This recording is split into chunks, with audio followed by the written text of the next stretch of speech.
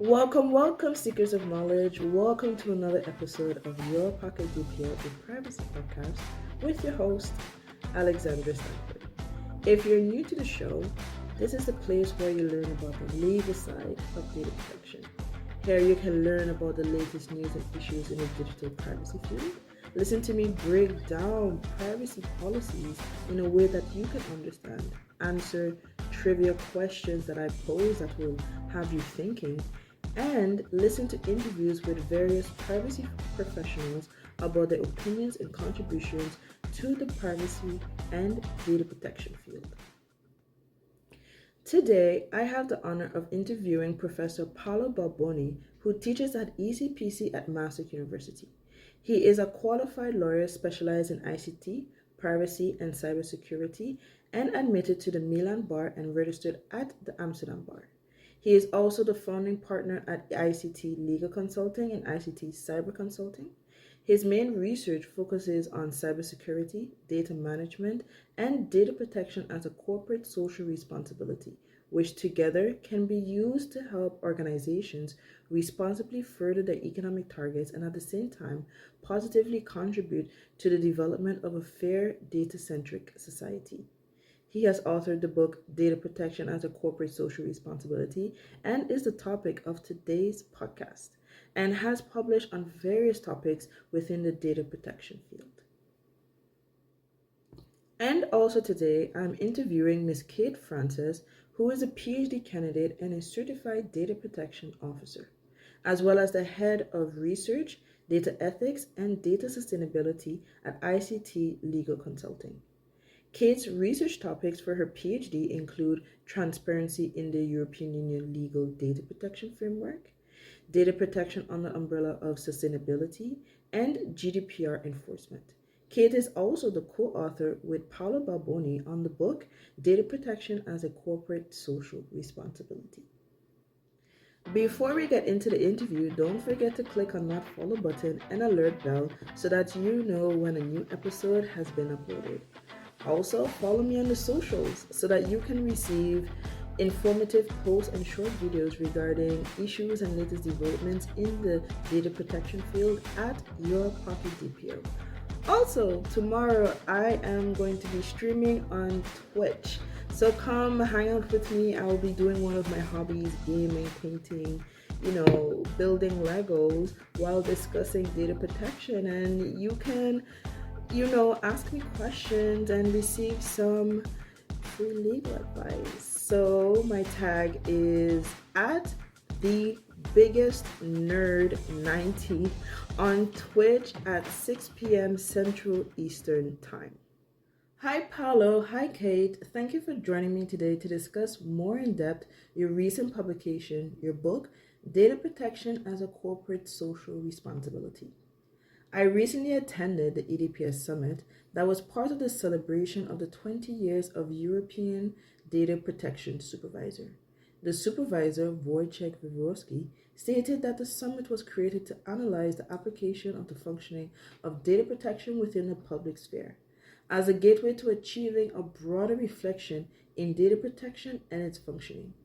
The DPO Argo discussion rotated around the topic how to be a DPO between the rock and a hard place. Many of the panelists suggested ways to creating a soft spot for DPOs, which is the understanding by the controller the importance of data protection in the organization.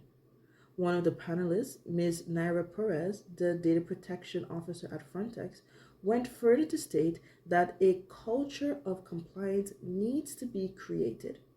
After meticulously reviewing a book, which outlines the Maastricht University Data Protection as a Corporate Social Responsibility framework, I guess my first question is, do you believe that this framework is a starting point to creating that culture of compliance? Well, thank you very much, Alexandra. I take the first question to break the ice and then, of course, pass it on to my colleague, Kate. Actually, we want to go beyond compliance. In fact, what we have tried to prove in our research and eventually in the book, and it is reflected also in the Data Protection as a Corporate Social Responsibility framework, we have identify that compliance is not enough, especially in the era of artificial intelligence.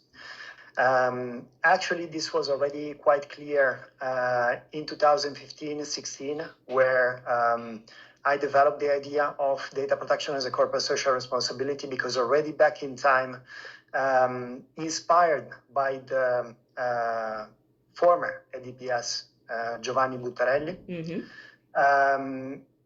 he started to introduce in the discussion the concept of ethics and privacy, ethical use of personal data. And he exactly wanted to stimulate a reflection in the society about going beyond compliance and introducing an ethical dimension. And starting from that point, we decided to develop research in the ethical dimension, so the ethical processing of personal data, and then moving towards corporate social responsibility. So I think, to come to your question, that the culture of compliance is developing. I think it is in 2024 way better than in 2018, when the GDPR started to be directly applicable. And I think it's progressing, not just by way of sanctions, but also by way of acknowledgement by organizations that data protection compliance can be seen as an asset. If you invest on privacy, you will have a return on investment. And we also quoted in our study many sources, testimony, just that. So I think to some extent our research will also contribute to develop a culture of compliance, but we want to go beyond, and we want to stimulate a virtuous competition, especially with respect to multinationals, the one processing a very large amount of personal data and dominating the market, that goes beyond compliance and started to play a role in the dimension of corporate social responsibility and more generally the ESG. So, how do you see the landscape of data protection and corporate social responsibility evolving in the coming years, and what implications might this have for organizations? Well, Kate, please, one you and one me. Okay. Well, definitely, we see that originally people really looked at data protection as a compliance question. And now more and more, it's starting to enter into the world of sustainability as well. So when we started our research, there had been some professionals that had already started to look at the potential interaction between CSR, corporate social responsibility, and data protection. But since we started publishing on this topic, there's been a huge explosion. So companies, consultants, researchers as well have been starting to say, we really do need to start looking at data protection under the umbrella of corporate social responsibility and ESG. And something which is really interesting is that also supervisory authorities are starting to get on this train. So in December, actually, the Dutch Data Protection Authority published a document on their website that explained how organizations can include privacy-related information in their annual reports. And even before that, last April, at the Privacy Symposium, which is a great international conference that takes place in Venice every year, the various data protection authorities, including from Kenya, France, and also Italy, confirmed that they are in line with this idea that data protection should also be seen as part of corporate social responsibility. So I really think this is the future. This is the way for organizations to really capitalize on their compliance investments as well, because there are studies that show that the ESG score, which is a very important indicator for investors, can be impacted by up to 30% by data protection and cybersecurity compliance. So it just makes sense now. It was not something that people were thinking before, but it seems to be the future. Wow, that's interesting, and it is a revolutionary idea indeed. Can you speak to how exactly this perspective, or let's say, how your framework can help achieve this higher ESG score? Well, I think first and foremost, the ESG score is composed by controls related to environment, controls related to corporate social responsibility, and controls related to corporate governance. And if somebody takes a close look to our framework, which is composed by 5 principles, 25 rules, and 44 auditable controls, you will see that we actually act in all of these dimensions. So I'll give you some example. Environment. We have controls related to minimizing the processing of personal data, leveraging the principle of data minimization, finality, and data deletion, captured in Article 5 of the GDPR, in order to use the least computational capacity possible and therefore to contribute to the diminishing of the emission of CO2. When we look at the dimension of corporate social responsibility, of course, the vast majority of our framework is directed in that perspective. But when you address corporate social responsibility, for example, you need to do a materiality assessment to understand what your stakeholders value. And we also have a specific control on that, where we ask the organization to understand internally and externally what the stakeholders expect the organization to do with respect of privacy, data protection, in terms of having a socially responsible behavior, just to mention one of them. And when we look at corporate governance, then in corporate governance, you also have compliance with the applicable legislation. Of course, here we would look at privacy and data protection legislation, but not just that. In fact, you may appreciate that in our framework, there are connections with other very relevant data-related legislation, like the Data Act. When you look at, for example, Principle 4 and all the data sharing, you may see very clear links to the Data Act, but also the Data Governance Act. When you look, for example, the control of fairness by design, you will, and also the control related to the fundamental right impact assessment, you will see a connection with the AI Act. When you look at the first principle, first rule, first control is integrating data protection by design with data security by design. You will also see connection with cybersecurity legislation, especially the Cyber Resilience Act.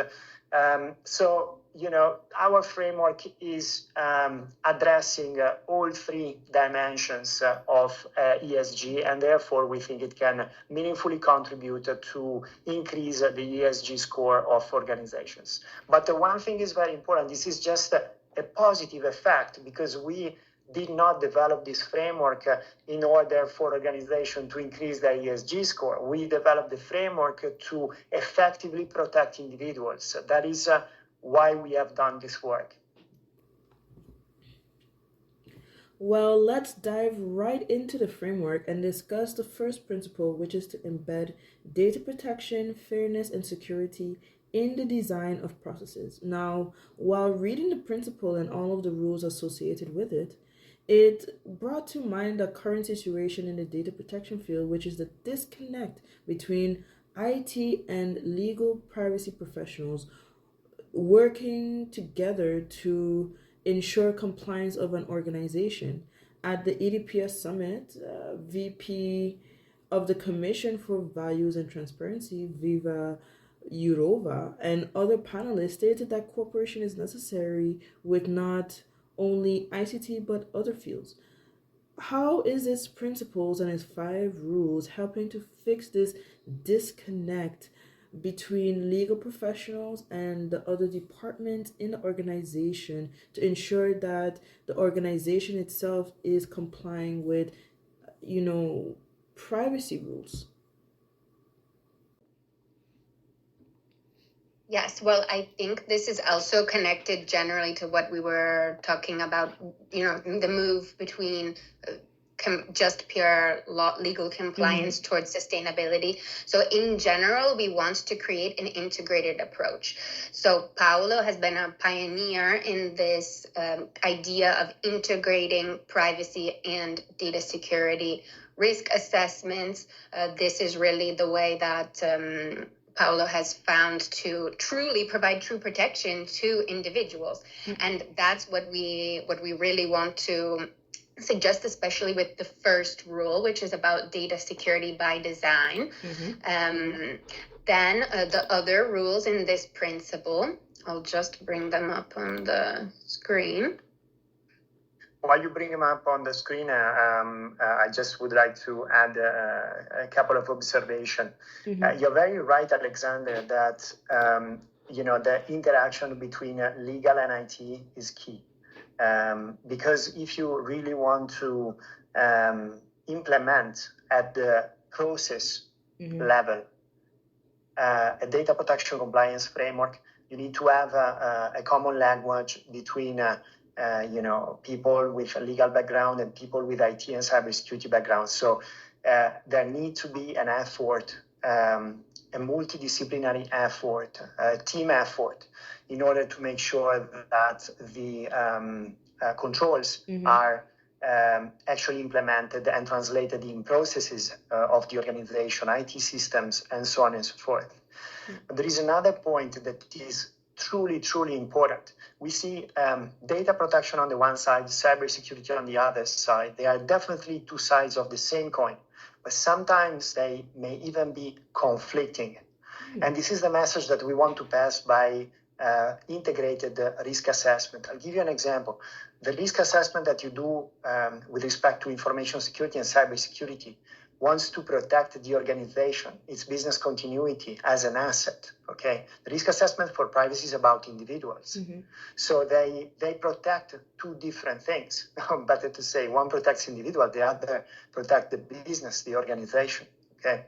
So we definitely need to do a risk assessment in an integrated way. If not, for example, you want to protect the confidentiality of the information within your organization. Maybe you're going to develop a DLP, data loss prevention solution. Data loss prevention solution, in a nutshell, are a technological solution that will monitor the traffic within the network of the organization, possibly monitoring employee, processing a lot of personal data. From the cybersecurity and information security perspective, the more you monitor, the better, because you will increase the chances to see anomalies and to detect a possible loss of confidentiality of information. On the privacy and data protection point of view, according to the principle of proportionality, data minimization, necessity, you need to collect the least amount of personal data in order to achieve the purposes with the least intrusive means. So you really need to integrate this risk assessment also in order to provide solutions that are not just effective, for example, from the information security, cybersecurity point of view, but also in line with what is prescribed by the applicable data protection legislation. So this is, in a very nutshell, the core of this control and the message that we want to bring to the outside world. Kate, sorry, I interrupted.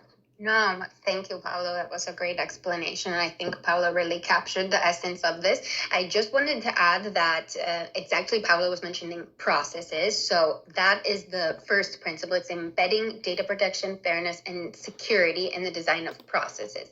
And this was the first rule that we identified precisely because you need data security also to facilitate these other rules that we go on to develop, like user empowerment by design. It's impossible to empower someone if their data is not secure. Fairness by design, this is primarily geared towards artificial intelligence, but of course, also there, you need security first. Loyalty by design, that's very much also connected to data security because you need to process data in a way that is compliant with the fiduciary commitment. That means keeping the data secure as well.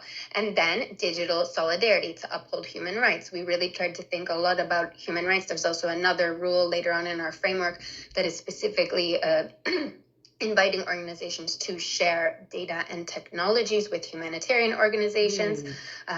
Also, of course, security is fundamental if we think about situations like war, where you will need good data security and confidentiality to protect rights. Right. Now, let's continue on in the framework. As I continued reading to the second principle, it talks about the creation of an effective privacy policy, essentially how to properly communicate with the data subject. As a researcher myself, I have seen or I've researched that there are many issues with how privacy policies are presented today. Data subjects are not reading them, they're too complicated, too complex. So, how did you remedy this communication issue in your second principle? Okay, Ted, this one I will leave it to you because you are almost a PhD in transparency, so you are the best one to answer the question. Okay, thank you. So exactly, you're completely right. There are tons of issues when it comes to transparency, and honestly, I don't know if it's possible to completely be transparent ever when we're talking about such complex activities, things that are happening with our data, but we wanted anyway to improve the situation. So one thing which we had identified was necessary to do from the start was to create data protection icons. We started off with a set of high-risk processing icons. So for certain activities like marketing, where it may be invasive for individuals. So we created first this set of high-risk processing icons. How did we identify which processing activities may be high risk? We looked at the Article 29 Working Party guidelines on data protection impact assessments. Then we eliminated those which would be impossible to translate into an icon. We developed quite a robust methodology for creating these icons based on past icon projects. So we looked at every single, we can see them there. I will just show the icons while you are discussing that from our book. So we created this methodology looking at all of the past icon projects because we thought, okay, there have been great icons that have been created. Why were those not implemented by many organizations? Why weren't they successful? And so we tried to create the methodology in a way that would allow our icons to become successful. Then we learned about a contest that the Italian Data Protection Authority had organized for creating Article 13 and 14 GDPR information notices. So since we already had this icon working group, two of our stakeholder organizations within the project had helped us create the icons. They had, of course, graphic designers and project managers that implemented our methodology. We thought, okay, let's give it a shot. So we created this set of data protection information notice icons, and they actually won the contest of the Italian Data Protection Authority, which was very great news for us. Thank you. And now many organizations have implemented our icons. Of course, many of our stakeholder organizations have implemented them, but also once in a while we'll come across the privacy policy online with our icons, and that is always very great satisfaction. These are the other set of icons. Yes, so we have these two sets of icons that any organization complying with the framework should implement. Really, the process was very detailed, so we thought we need to use soft edges to not scare people. We wanted to make sure that they could also be, the color could be changed, to fit with the brand and feel, to facilitate adaptation. And of course, now we're working on making them machine readable, which is one of the requirements under the GDPR for icons. That's not necessarily an easy step, but we didn't want to stop there because, of course, icons can contribute to improving understandability, but it's not, the only answer to improving transparency. So we created other rules as well. For example, it's already a best practice to test information notices with your target group. This, course, is not always done in practice. So we created a rule based on the suggestion of the Article 29 Working Party to require any organization adhering to the framework to carry out tests. Of course, then they can decide what kind of test they want to do, but they should test the information notice with their target group to ensure that they're actually able to understand. Because, of course, this also depends on the type of organization. If you have a very large group of potential clients, that might be more challenging. But we encourage organizations to also really make their privacy policy targeted for their consumers. Then we created a new rule for transparency reports. So you're probably familiar with transparency reports. Google, Meta, X publish these kinds of reports. We've seen them from large companies like that for a very long time, but smaller organizations don't usually publish a transparency report. So we took this concept of the transparency report and we said, all organizations, to some extent, should publish a transparency report, which actually showcases what the organization does to protect the information of people. Because in the end, that's what people really care about. Is my data safe, secure, and what do you do when you receive these requests? Who are you really sharing my data with? So that is another important rule we created. And also, we wanted the organizations to be clear about the benefits that they get from processing. So communicating the kind of benefits that the organization gets, and also how individuals benefit from this processing, because that's another thing that's not always clear. Of course, if you're able to understand how an organization is benefiting from the processing of your data, you may be more inclined to provide your data and be less skeptical about the organization. And we really believed that trust is a driving factor here, because being a little bit more transparent than we actually see in practice can really create trust in consumers, which of course is better for the organization in the long term. And that's something which is a thread throughout all of the rules. So we're trying to encourage organizations to do things that will build trust, being more transparent, which will benefit, of course, individuals, but showing organizations that they will also derive a benefit from that. And when I reviewed your icons and then went to Maastricht University's website, I saw the icons in their privacy policy. And as I read the privacy policy, the information was much easier to grasp. So these icons are definitely beneficial. In 2025, which is next year, the EU Accessibility Act will become enforceable. It aims to improve accessibility to products and services. The EEA requires that products and services are accessible to persons with disability. Did you foresee your icons could help persons with a disability, help them understand their data protection rights?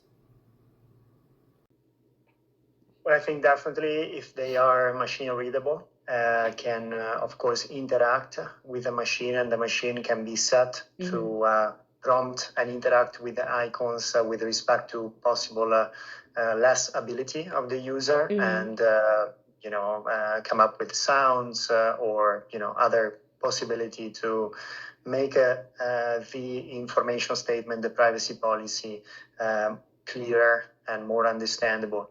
In that respect, I think there is another very important point worth mentioning in Principle 2 on transparency. If we look at Rule 1 and Rule 2, Rule 1 is about providing more transparent and meaningful information before collecting personal data, and a lot of organizations are focused there, and the main studies are focused there. But we want to go one step further, as usual, and we look at Rule 2. And Rule 2 is about informing individuals about processing that are going on and maybe not even more visible to the individual. So think about an application that you use, and when you use that application, you also allow the geolocation of yourself by the organization running the application. And at some point in time, you stop using that application, but you leave it open on your mobile phone, which means that your geolocation will be tracked until you switch off that application. And we think that this is potentially very harmful for individuals, because I think most of the people will simply forget about it. and nevertheless being track and trace and monitored by third parties. So also in that respect, we mandate through our framework that organization will also address this possible issue by, for example, using notification pop-ups or sounds or flashlights or whatever it is possible and available in order to remind individuals of their choice, because I may have chosen to go running on Sunday afternoon, and when I finish the run I forget to switch off the application, and still the application is running for 2-3 days. I didn't even know that, and it would be very nice for the owner of the application to remind me, hey, we are still here, we're still monitoring where you go. This is exactly the level of protection that we want to achieve, is factual protection of individuals, regardless of the fact that I gave my authorization to monitor and to geolocate me while the application is running, because sometimes I forget and still, the processing activity may be lawful, so in compliance with the legislation, but I'm not protected anymore because I'm not conscious anymore of that choice. Yes. I definitely forget some permissions were left on my apps that are tracking my geolocation, and I will continue to keep this in mind as a researcher, also as a data subject myself. Now, as I continued reading to the third principle outlined in your book that deals with the balancing of profits with actual benefits of the citizens, this is in reference to what you said earlier with the transparency report. Now, isn't the benefit to data subjects the service they are receiving when their data is being processed? Like, what other benefits could there be? Well, I think if I make it, maybe I just try to explain with a little bit more detail what we are trying to do with this whole principle of balanced profit with the actual benefit for citizens, and then I let you, Kate, expand on that. So we are all aware of the fact that especially large organizations are heavily monetizing personal data. And on the other side, we have users, consumers, data subjects that feel that they don't get enough, okay? And I think probably in the vast majority of the situation, it is actually like this. But a true informed discussion about that, I think, has just started with the pay or consent discussion, of Meta and with respect to the position of the supervisory authority. So we already understood that discussion would be very material for the whole data-driven economy and society. So years ago, when we devised this principle, we wanted to stimulate this discussion. And in order to stimulate the discussion, first you need to clarify the subject matter of the discussion. And in order to clarify the subject matter of the discussion, we have invented the PMB test, the Paolo Balboni test. No, I'm joking. It's the profitable and beneficial test. And the profitable and beneficial test is very easy because, you are a DPO, you know that under the GDPR, you have as a compliance obligation the record of processing activities according to Article 30 of the GDPR, the so-called ROPA. In the ROPA, record of processing activities, you will list all the processing activities, right? Then the exercise that we require the organization to do is to go processing by processing and to check whether the organization profits from that. Let's say it's a profiling activity, so they benefit because they learn more in terms of knowledge of the habits or purchasing habits of an interest of an individual. So there is a profit there, okay? we want them to pinpoint a benefit for the individual. What is the benefit? Is there a benefit? And we want to make sure that there is a benefit, because we want to start an informed discussion on the one side, organization making money or anyway capitalize on processing of personal data in terms of knowledge or other positive, economically valuable things. But on the other side, we also want to let clearly emerge what is, at least in the mind of the organization, the benefit for the individuals. Once we have started to do this kind of, to draw this symmetry, there is a profit, what is the benefit, then we can have an informed discussion whether this is fair or not, whether this is balanced or not. But in order to drive such a big discussion that is going to have a very substantial impact on the data-driven society and economy, we need to define the subject matter. So we want to stimulate that informed debate.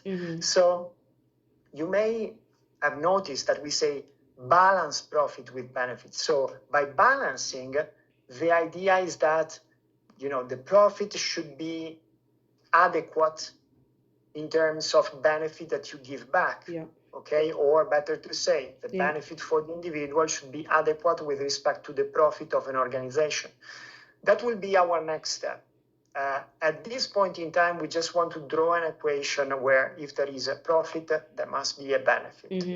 In the future, we aim at creating a sort of formula to understand whether this balance is adequate or not. But I think it's very important that everybody understands why we have devised this specific principle, because from there we want to contribute to this very, very important discussion about profit for organization, benefit for individuals. Kate.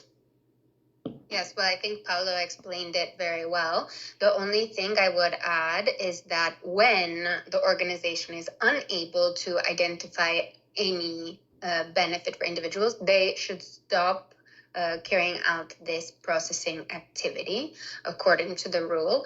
And then this rule is also functional to what we were discussing about transparency. So this carrying out of the profitable and beneficial test feeds into principle 2 on transparency, rule 3, and being clear about how the organization benefits from processing and providing fair in-kind value to individuals. So we're not saying that you should provide a financial incentive or, give that someone cash. We're not trying to monetize this, but providing some kind of benefit. So that's just something to add to also help make it clear that there are very many interconnections between the different rules. So one rule feeds into another in many cases within the framework. Yes, and I also see that this can also benefit the principle of the GDPR, which is purpose limitation, because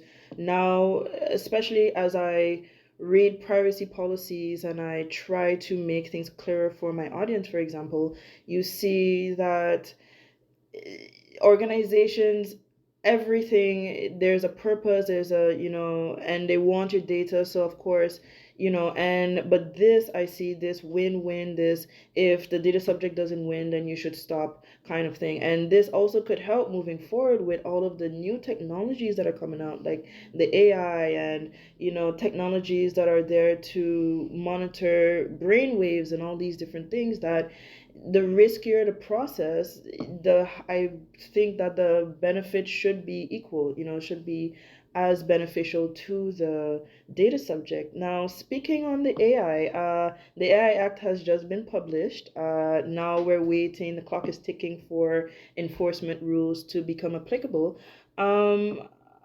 Do you think the current law goes far enough to protect individuals from potential violations of their rights and freedoms? And do you see your framework as kind of a cushion to help things that the AI Act hasn't not targeted, but talked about regarding protecting data subjects' data? Yeah, to answer this question, I think we need to go back again to Wojciech Wiewiórowski and echo his words at the last CPDP conference in Brussels, where he made it clear that if you want to look for data protection rules with respect to AI, you should still look at the GDPR. Whereas the AI Act is different in scope, is legal instruments to regulate the market. So I think the question should be whether the GDPR rules are adequate in order to truly protect individuals from the massive deployment and development of AI in all the different type and shades. I think already quite some years ago, it was clear that the GDPR is a very important protection instrument for individuals, but it may fall short when it comes down to truly protect individuals, also from this kind of predictive technologies that especially are prone to create discrimination, biases, and so on and so forth. So I think in that respect that our framework can truly play an important role, an important compensation role between the GDPR, the AI Act, and this additional dimension, ethical, socially responsible behavior of organization, to make sure that regardless of the development of technology and regardless of the law as it stands, being the GDPR, being the AI Act, or something that will come in the future, the organization will commit to not harm individual with the data. So this is a very important principle for us. In fact, in September 2023, we had a very big event at Maastricht University where the permanent stakeholders that participate in our research projects, both business stakeholders, intergovernmental stakeholders, but also privacy stakeholders, also representative of supervisory authorities, came to Maastricht. We had a full day of work on data protection as a corporate social responsibility, also with external speakers. And what we did in the night, we went to the Chateau Nercan, which is a castle in Maastricht, where also the treaty for the European Union was signed. And in the cave of the Chateau Nercan, we signed the Digital Pact to signify a common understanding that privacy and cybersecurity should be seen in the dimension of corporate social responsibility. And what we have signed is a very simple statement.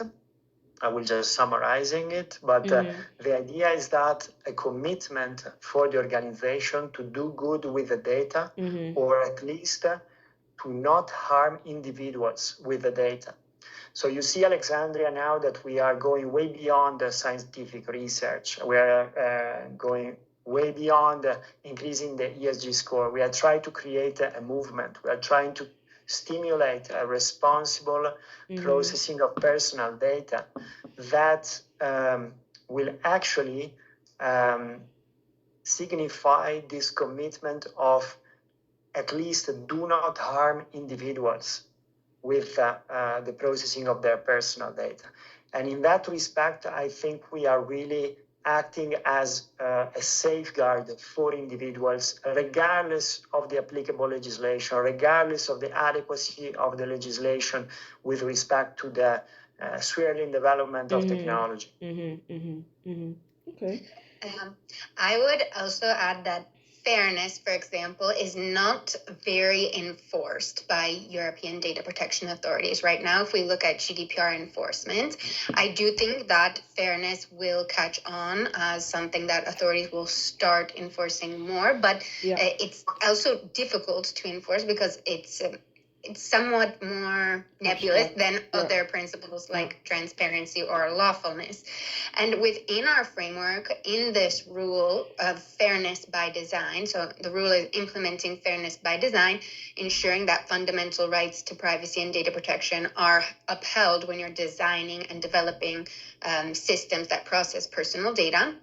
We really went in to define what is fairness by design, how can you be fair when you're developing AI, and we also go further than the AI Act in terms of explaining that you need to carry out a fundamental rights impact assessment or human rights impact assessment for all activities that are involving AI, not only high risk AI system. So this is one place where we do go a bit further.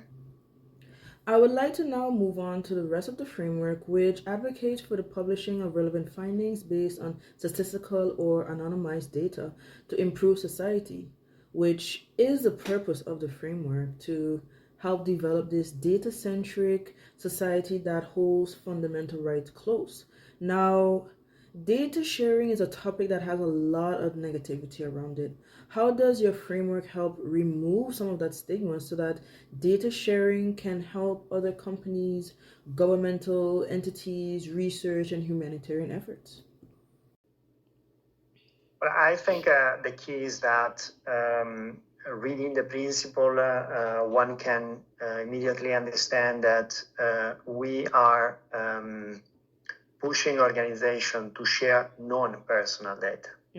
So the idea is not to share personal data. The idea is to share information. The idea is to share knowledge. So this principle is all centered on the fact that especially large organizations, they process a large amount of personal data. They get a lot of insight on very important topic that if shared with consumers, with business, with the research, with governments, but also with international humanitarian organizations, they can improve our society. I give you a couple of examples.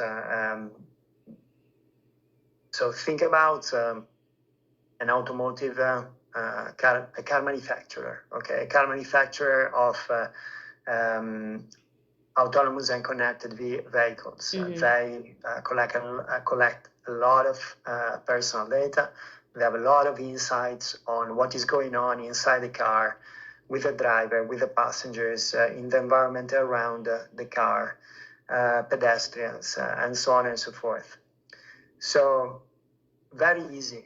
They will collect enough information to understand how to prevent incidents that, according to a recent study published in the US, are, I think, for over 50%, car accidents are created by lack of attention of the individual while driving the car, and even more for connected and automated vehicles, because when you have the assisted driving, then you are even more inclined to do other things.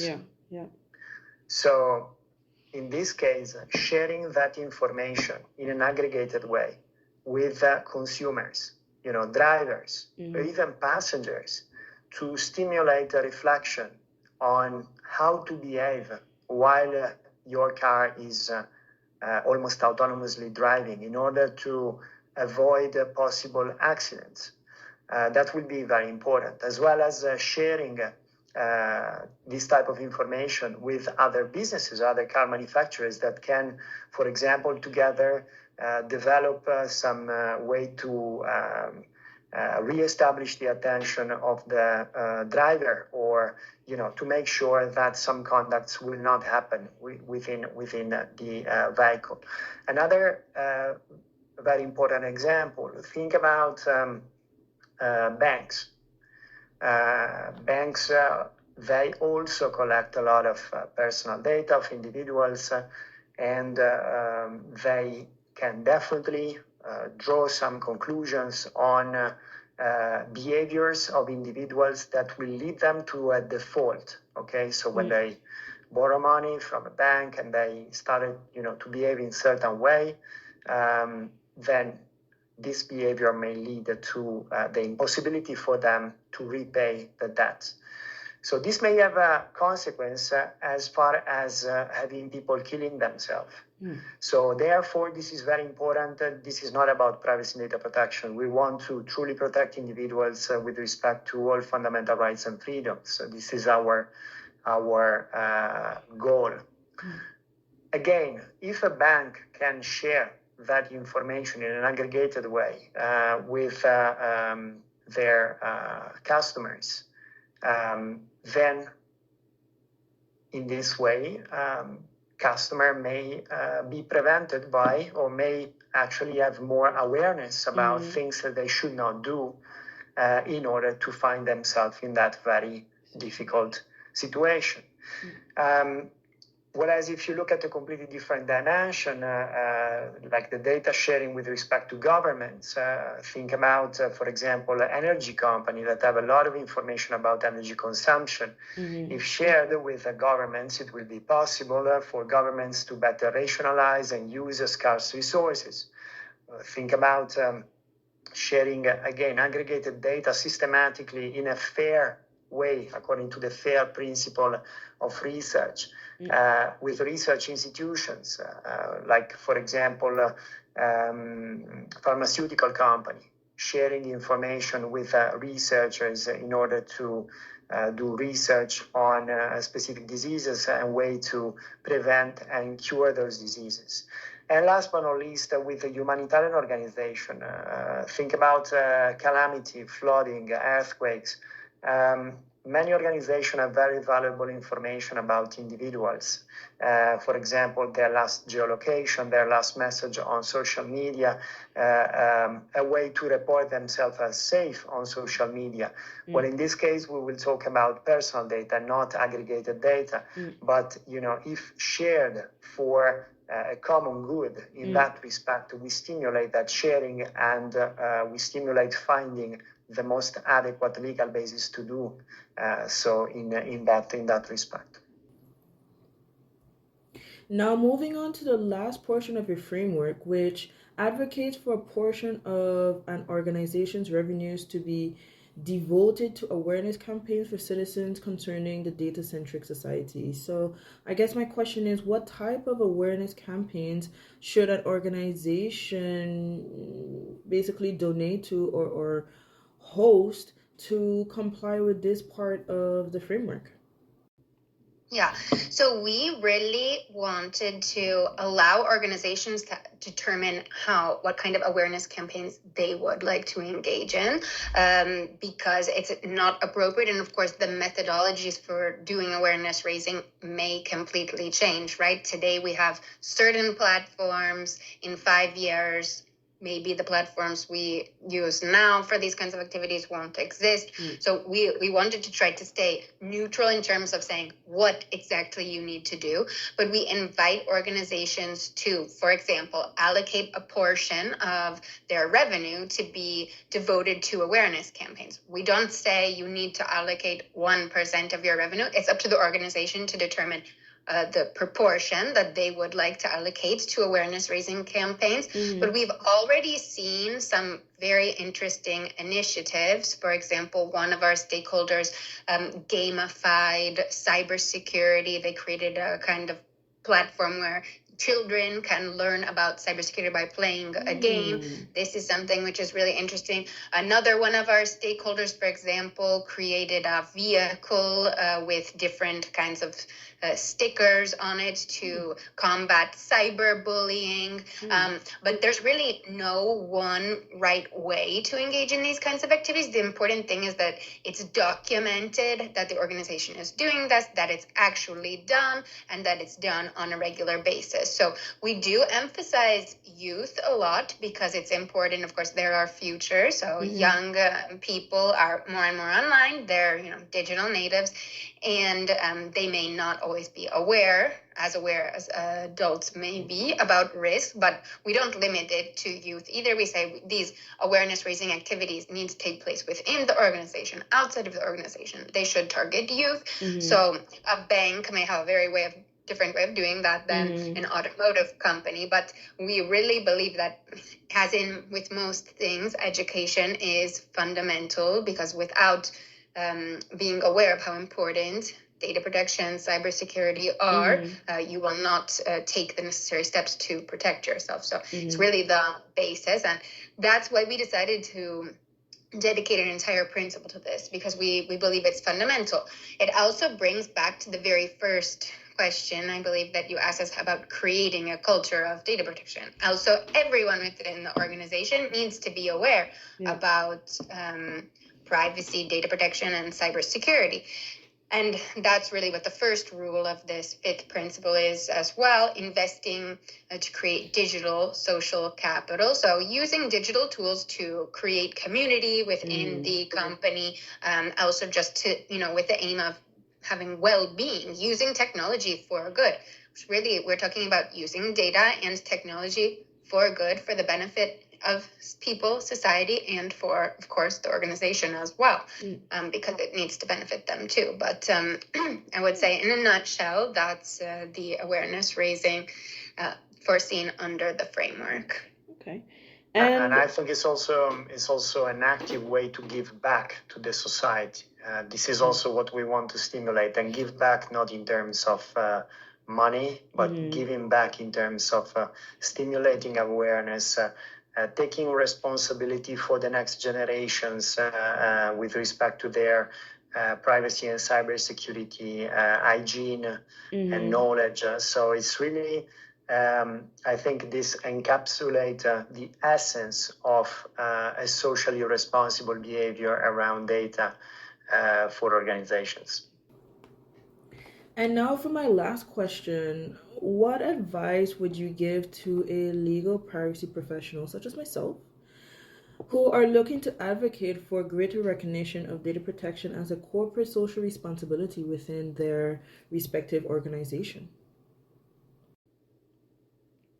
Well, we all know that in that respect, we need to be very practical. So the organization will ask what is in for me. And therefore, we wanted also in our research to highlight the potential benefit for an organization to go this extra mile.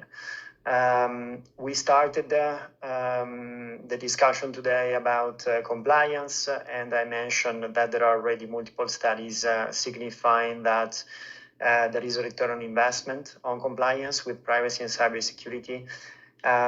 Now we are advocating for investing even more to have a socially responsible behavior, because there is another return on investment, probably higher than that. And it's about increasing the ESG score of an organization. So we all know that for listed companies, for companies that are, for example, interested in getting funded by private equity funds or that maybe our target company for an acquisition, the ESG score is fundamental.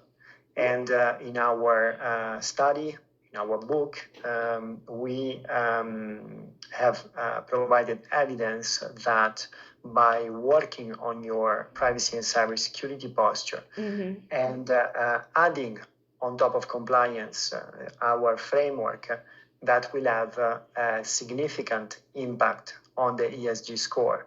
So at the end of the day, this is what is in it for organizations. Then organizations that are, let's say, less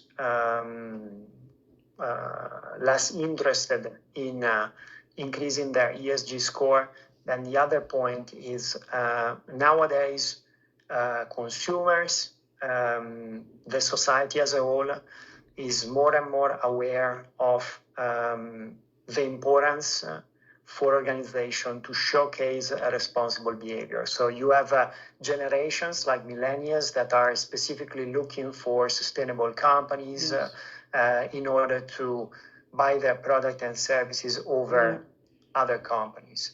But in general, you will see more and more requests of sustainability and more requests of showing clear evidence that an organization is sustainable, socially responsible, and so on and so forth. So also in that respect, as Kate mentioned before, to gain more trust, and trust means also more opportunity, more customers, a bigger expansion, that will also be very important for an organization. And last but not least, I think there is also a social responsibility of the management of an organization. So if you are an organization and you are driving your growth based on data, I think you should intrinsically embed in your business model the fact that you should do good with the data, should give also back to the society, or at least you should not harm individual with the processing of their personal data. Thank you so much, Professor Balboni and Miss Kate Francis. Once again, thank you for joining me today, and I really enjoyed the discussion and having you on my podcast. Thank you very much, Alexandra. Thank you. It was a pleasure.